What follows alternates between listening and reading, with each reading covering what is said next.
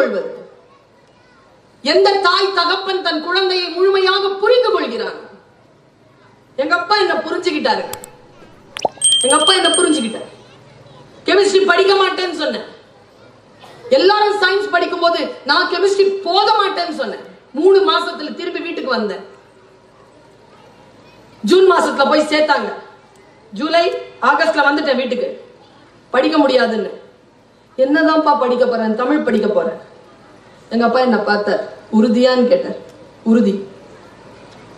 அப்புறமா என் மேல குறை சொல்லக்கூடாது. சொல்ல மாட்டேன். தமிழ் தான் படிக்க போறியா? ஆமா. இப்படி பார்த்தார். மனசுல ஒரு கஷ்டம் அப்பாக்கு. சாப்பாட்டுக்கு என்ன பண்ணுவா? எல்லாரும் நல்ல வேலைக்கு போயிருவாங்க.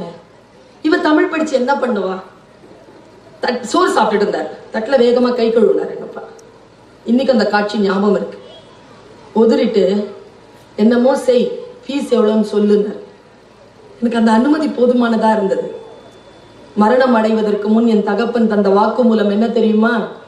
என் மற்ற குழந்தைகள் எல்லாம் சயின்ஸ் படிச்சாங்க, நிறைய சம்பாதிக்கிறாங்க, ஆனா நீ மட்டும்தான் விருப்பமான பாடத்தை எடுத்து படிச்ச.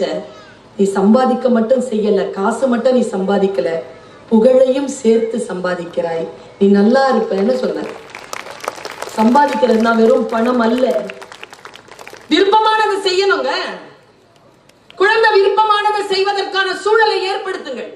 அதற்கான விருப்பம் வெறும் கிரிக்கெட்டும் பாடல்களை கேட்பதும் சினிமாக்களை பார்ப்பதுமாக நாம் மாற்றி இருக்கிறோம். அதிலிருந்து அந்த குழந்தையினுடைய விருப்பத்தை எப்படி தடம் மாற்றுவது என்று யோசியுங்கள்.